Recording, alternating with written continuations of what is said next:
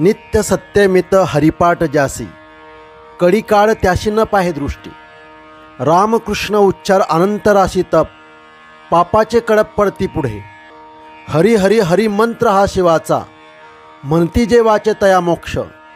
ज्ञानदेवा पाठ नारायण नाम, पावी जे उत्तम निजस्थान। श्री संत ज्ञानेश्वर महाराज अभंगाच्या पहिल्या चरणात सांगतात, नित्य सत्यमित हरिपाठ जासी, कडिकाळ त्याशी न पाहे दृष्टी।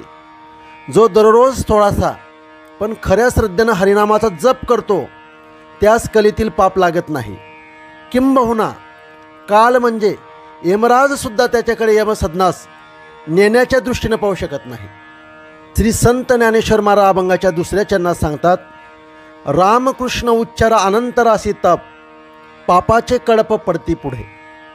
रामकृष्ण नामाचा उच्चार करणे म्हणजेच तपाच्या अगणित राशी तयार करणे होय।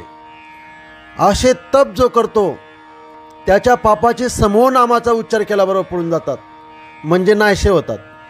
श्री संत ज्ञानेश्वर महाराज अभंगाच्या तिसऱ्या चरणात सांगतात, हरी हरी हरी मंत्र हा शिवाचा, म्हणतीचे वाचा तया मोक्ष। हरी हरी हरी हा भगवान शिवाचा शंकराचा मंत्र आहे।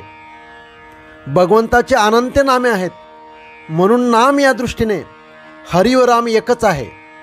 त्याचा जे वाचन उच्चार म्हणजे जप करतील त्यांना मोक्ष मिळतो। श्री संत ज्ञानेश्वर महाराज अभंगाच्या चौथ्या चरणात सांगतात, ज्ञानदेव पाठ नारायण नाम, पावी जे उत्तम निजस्थान। श्री ज्ञानेश्वर महाराज म्हणतात, मी दररोज नारायण नामाचा जप करत असतो, म्हणून भगवान नामाचा जप करावा व उत्तम अशा आत्मस्वरूपाची प्राप्ती करून घ्यावी, हा माझा अनुभव तयार झाला। श्री संत ज्ञानेश्वर महाराज हरिपाठातील पुढच्या अभंगाचे चिंतन ऐकण्यासाठी श्रीकृष्ण महाराज या यूट्यूब चॅनेलला सबस्क्राईब करून ठेवा। असेच पुढील अभंगाचे चिंतन तुम्हाला ऐकायला मिळतील। रामकृष्ण हरी।